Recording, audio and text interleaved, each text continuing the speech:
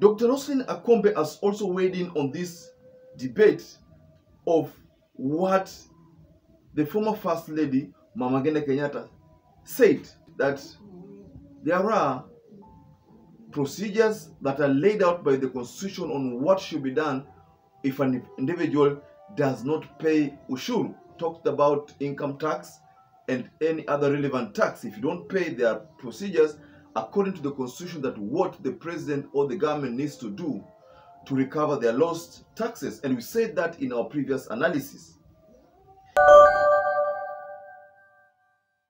So Dr. ROSELYNE AKOMBE sent a disturbing tweet.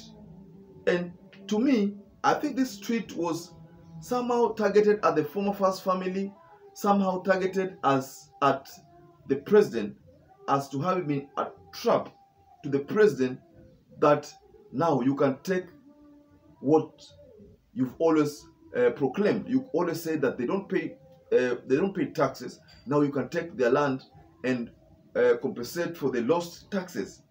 So there is a tweet. Let me read this tweet for you, ladies and gentlemen. This is what Dr. ROSELYNE AKOMBE said.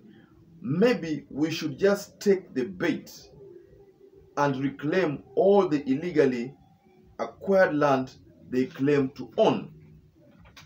If I'm not wrong, they claim to own only means that Dr. ROSELYNE AKOMBE could have been talking about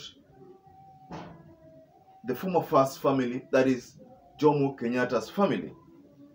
But this tweet had disturbing responses, had numerous responses, and let me go through these responses so that you can build a story out of it. So there's a Twitter account by the name Mgagana Upwa. Mgagana Upwa said, and even if we did at this point in time, what good will that land do to us? Most of it is in arid areas. It is all dry, no rains. Then will it be subdivided that every landless Kenyans will get a slice? It's worthless starving people nchi hii ina upumbavu kama ambaye imelaaniwa. That is Mgagana Upwa's remarks. Then there is another Twitter handle by the name Monique. And Monique said, Uhuru has said many times, if there is any land they acquired illegally, the state should take it back. Wivu ndio itatumaliza hii inchi. What stopped Orengo from doing it when he was CS land? I think this is directly talking to the government. Then there is another Twitter handle by the name Nawatch. This is what Nawatch said. The only thing you can think about is kila mtu agawie ploti. Kwani huwa mkona akili gani hii surely? Anyway, we move on. That is what Nawatch said. I personally think this is a trap to William Samoei Ruto to make a disturbing move.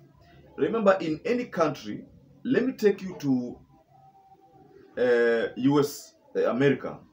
When Obama took over the presidency in that country, there was talks that Obama is just a puppet and that there were the deep state. There were people who decide on who's supposed to govern the country. There are people who run the country once you become the president. So probably this is the reason why when that Twitter handle by the name Nawatch said Orengo was a CS, why didn't they claim that land? That means touching the Jomo Kenyatta's family will be one of the biggest mistakes to any government. That is the founding father's family. The founding father is a person, of course, with Jaramogi Oginga Odinga. They are the people who liberated this country from wakoloni. How do you go again to an extent of frustrating that family? This is why it is not easy to touch that family. That is why the people like Samson Chiringai wanaongea tu mengi, but there is nothing they can do. The likes of Murkomen, Kimani Ichung'wah, nothing. They can't do anything. Even Gachagua always talks about him being a Mau Mau, cannot do anything. That is the founding father's family. I think the best thing that should be done probably is just to use the constitution to follow the constitution, or probably if the first family have not been paying taxes, just follow the constitution. But these political threats cannot work. The Jomo Kenyatta's family has a very huge network. They are untouchable from my own perspective. But there was another comment from Kostiman. He said, well, these arid drylands aren't useless. They are used as collaterals to secure billions in loans with trickle-down repayments. Problem is a few individuals holding these borrowed billions, mostly defaulted, while many wallow in poverty. There was a Twitter handle who said that the most lands that are owned by the Kenyatta family are in arid areas. He never knew, or she never knew, that this can be used as collateral to get billions. I mean, you have a land, that land can guarantee you a loan. So that's what the former first family probably be using, because it's their right.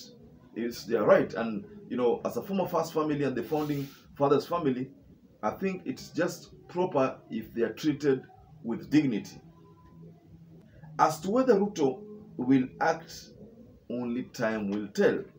Only time will tell whether William Samoei Ruto will take that bait as communicated by Dr. ROSELYNE AKOMBE. Now, once again, ladies and gentlemen, kindly tell us what you think about this taking of the Kenyatta land, taking of that land, using the remarks by Mama Ngina Kenyatta as, you know, having been, you know, a reason to process any land they say that has been was borrowed or was illegally acquired. So, ladies and gentlemen, kindly subscribe to this channel, support this channel by hitting the subscribe button, by hitting the like button, so that every time we upload any video, you will always become the first person to get notified.